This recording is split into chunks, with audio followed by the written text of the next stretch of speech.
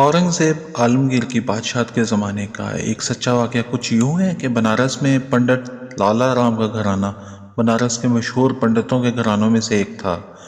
हिंद से यात्रियों की बहुत बड़ी तादाद पंडित के घर में हर वक्त जमा रहती थी। उधेड़ उम्र में पंडित लाला राम के यहाँ पहली औलाद लड़की की सूरत में पैदा हुई। बच्ची क्या थी कि हुस्न की देवी थी। पंडित लाला राम ने अपनी बेटी का नाम शकुंतला रखा। शकुंतला ने 14 साल की उम्र में हिंदू मज़हब की तालीमात की तमाम मुकम्मल किताबें पढ़ लीं। हुस्न का पैकर होने के साथ साथ शकुंतला देवी काफ़ी ज़हीन भी थी। वो सुबह सुबह जब गंगा स्नान के लिए निकलती तो देखने वालों की भीड़ लग जाती। लेकिन मजाल है कि शकुंतला देवी हया की वजह से आंख उठा के भी किसी को देखती हो। इन्हीं दिनों बनारस में इब्राहिम नामी एक शख्स को सल्तनत मुगलिया की तरफ से नया कोतवाल बना के भेजा गया। यह शख्स बहुत अय्याश था। हर हफ्ते किसी न किसी खूबसूरत कंवारी लड़की को अपने महल की जीनत बनाकर इसकी इज्जत खराब करता था। अहले बनारस इसके जुल्म से तंग आ गए थे, लेकिन कोतवाल के सामने बोलना खुद को मौत के कुएं में धकेलने के मुतरादिफ था। कोतवाल के कारिंदे खोजी कुत्तों की तरह बनारस की गलियों में नौजवान लड़कियों को ढूंढने निकला करते थे।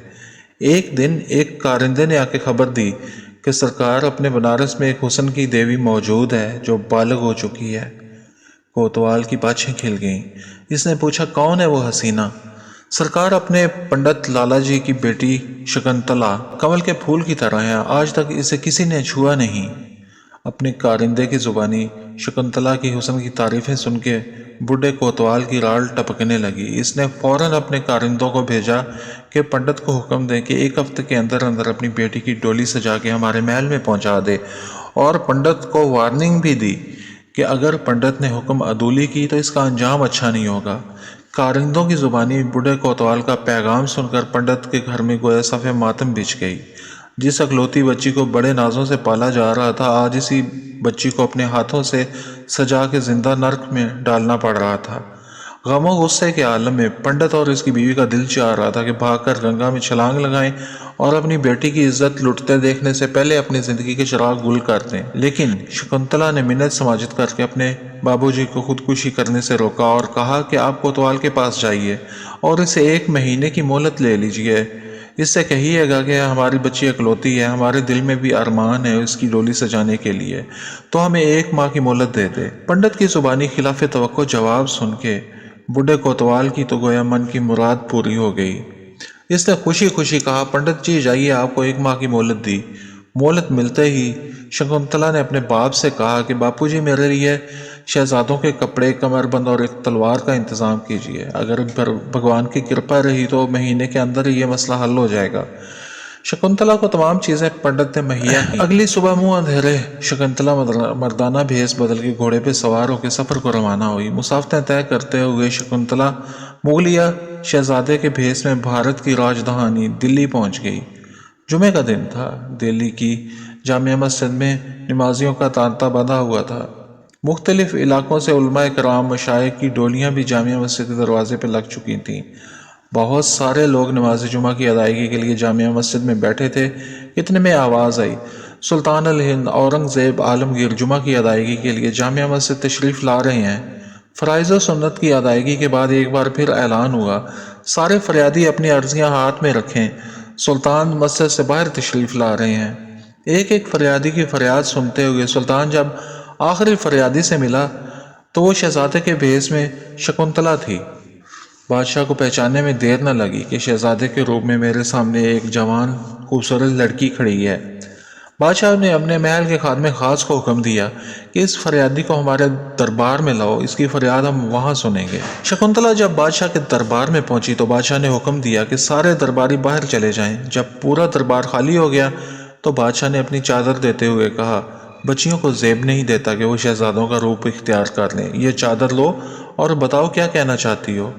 शकुंतला ने रोते रोते अपनी पूरी दास्तान सुना दी। दास्तान सुनते हुए सुल्तान के चेहरे पे गुस्से के आसार नमूदार हुए। दास्तान सुनाने के बाद शकुंतला ने कहा, बादशाह सलामत, मैं बरहमन साथ की हिंदू लड़की हूँ, मुझ पे रहम कीजिए और मुझे इसके शर से बचाइए। सुल्तान ने कहा, बेटी जाओ और जो हो रहा है होने दो, सब बेहतर होगा।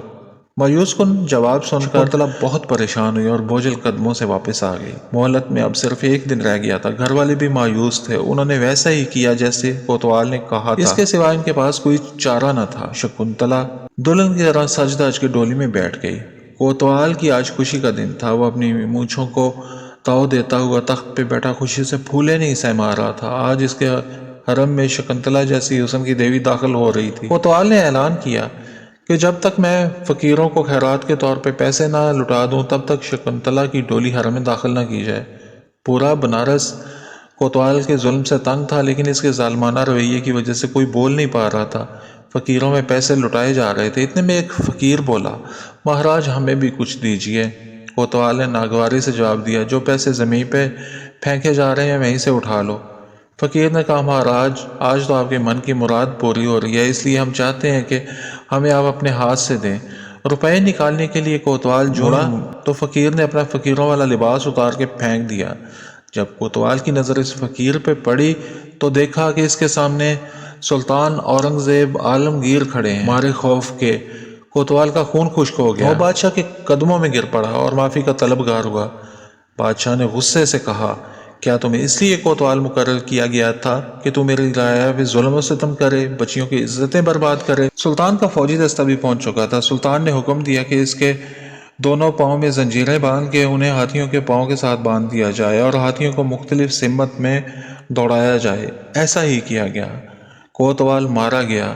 کوتوال کو عبرت ناک سزا دے کر سلطان نے انصاف کا حق ادا کر دیا۔ شکنتلا کی ڈولی واپس اس کے گھر پہنچا دی گئی۔ سلطان بھی شکنتلا کے گھر پہنچ گیا اور اسے کہا، بیٹی میں نے تمہاری فریاد سننے کے بعد قسم کھائی تھی کہ جب تک تمہیں انصاف نہ دلا دوں چین سے نہیں بیٹھوں گا۔ سلطان نے ان کے ساتھ کھانا کھایا اور کھانے کے بعد گھر کے ایک حصے میں نماز ادا کی۔ جس جگہ سلطان نے نماز پڑھی تھی اس جگہ کو شکنتلا کے باپ نے مسجد کے لیے وقف کر دیا۔ سلطان نے چاندی کے پتھر پہ ایک حکم نامہ لکھا کہ اس مسجد کا انتظام یہی ہندو خاندان والے سنبھالیں گے۔